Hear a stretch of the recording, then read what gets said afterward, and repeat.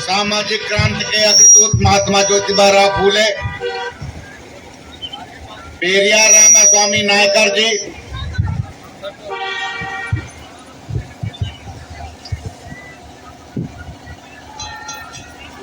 नारायणा गुरु, भारत में स्वच्छता के जनक, सफाई अभियान चलाने वाले राष्ट्र संत गाडगे जी महाराज, शिक्षा की जननी माता सावित्रीबाई फूले, बहन शेख फातिमा सहित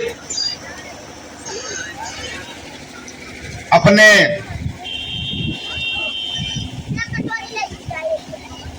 साहित्य के माध्यम से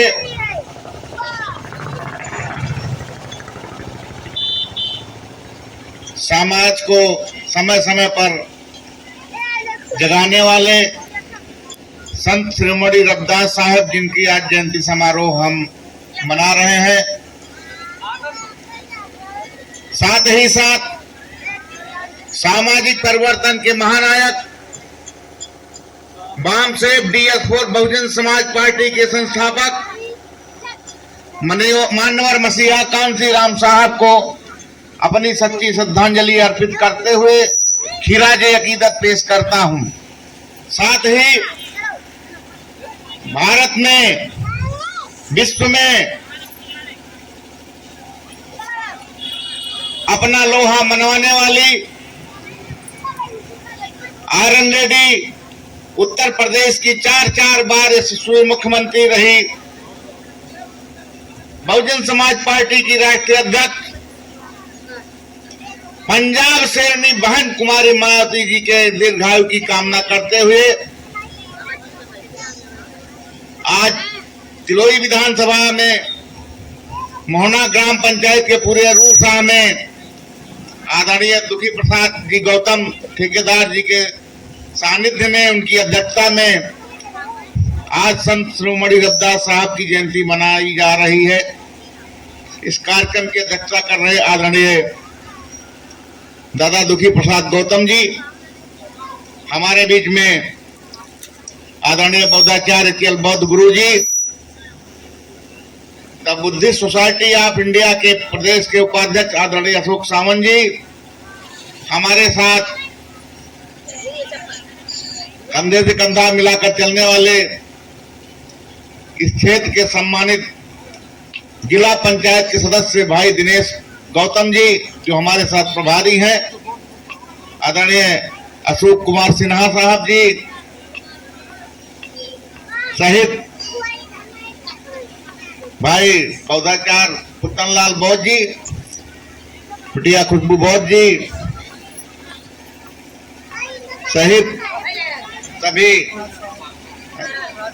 राज सावंत जी, साथ ही साथ इस आयोजन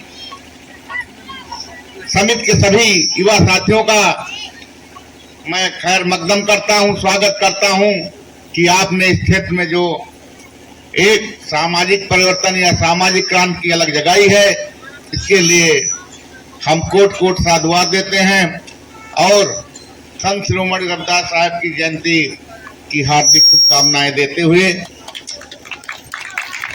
साथियों, किसी भी लक्ष्य को हासिल करना है जीवन में, किसी क्षेत्र में तरक्की करना है आपको, तो 3 चीजों की जरूरत पड़ती है। मनी, माइंड और टाइम अंग्रेजी में कहते हैं, हिंदी में पैसा, शिक्षित होना और तीसरी चीज समय। मान लीजिए हम मजदूर पेशे के व्यक्ति हैं, हमारा समाज मजदूरी करता है, उसके पास पैसा नहीं है, पढ़ा लिखा नहीं है, लेकिन उसके पास समय जरूर है। अगर किसी तरह कोई कार्यक्रम आयोजित हो तो अगर वो अपना 1-2 घंटे समय निकाल ले तो उस कार्यक्रम में जो भी हमारे विद्वान साथी किसी महापुरुष के बारे में चर्चा करेंगे या आपके सामाजिक आर्थिक राजनीतिक उत्थान के बारे में चर्चा करेंगे। अगर वो 10 बात बताएंगे, अगर आप वहां उपस्थित रहेंगे, अपना समय देंगे, तो 10 बातों में से 2 बात तो अवश्य समझ में आएंगी कि नहीं आएंगी। इसलिए मेरा निवेदन है, जब भी कोई कार्यक्रम हो तो समय जरूर दें। मानवर कांसीराम साहब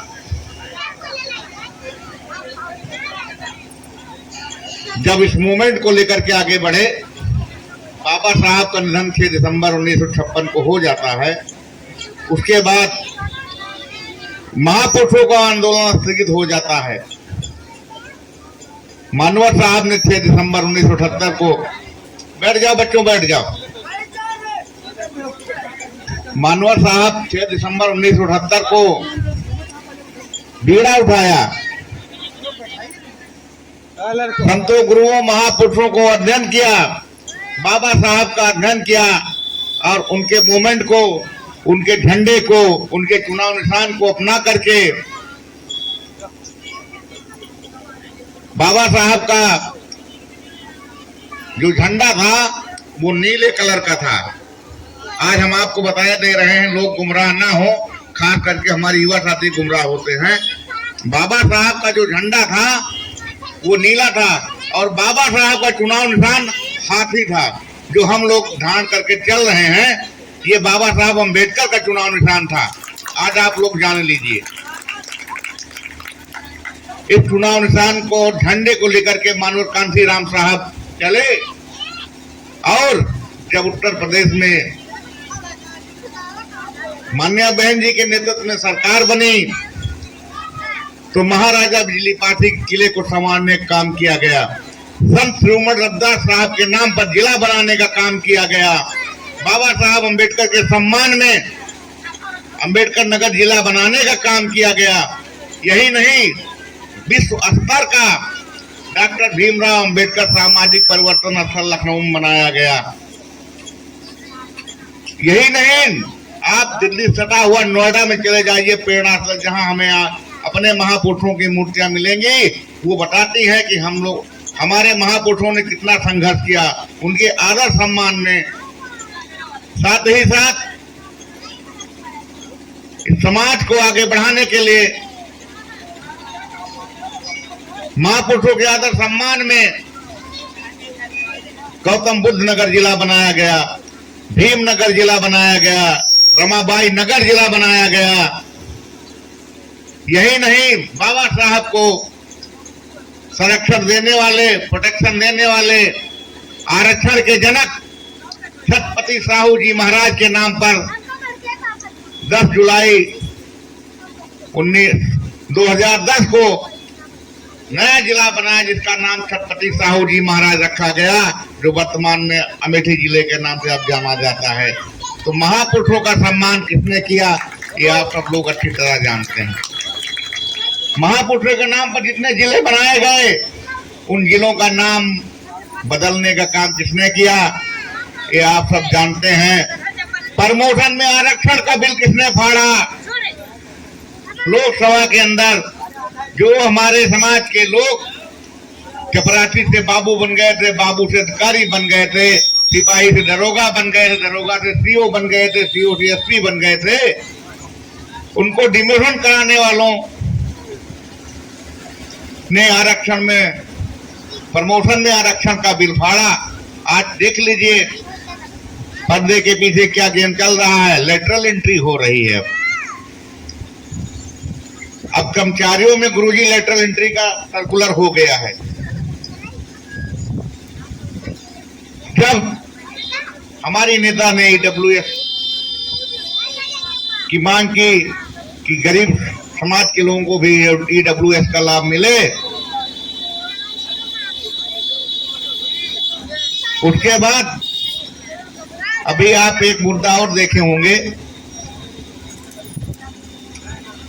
वर्तमान व्यवस्था में हमारे आपके गरीब समाज का बेटा अगर किसी उच्च संस्था में पढ़ने जाता है तो उसको पहले एडमिशन के समय पूरी फीस देनी होती है। जब बहन जी की सरकार थी कि शून्य बैलेंस पर एडमिशन होता था, आपका एडमिशन फ्री होता था। चाहे आपका बच्चा इंजीनियर में जाए, चाहे आपका बच्चा डॉक्टरी पढ़ने जाए, उसका एडमिशन फ्री होता था और उसकी जो फीस थी वो सरकार के खजाने से जमा की जाती। अब क्या है, मजदूर समाज का बेटा क्या डॉक्टर बन पाएगा, क्या इंजीनियर बन पाएगा? क्योंकि उसकी आमदनी ज्यादा से ज्यादा 300 से 500 600 रुपए होती है।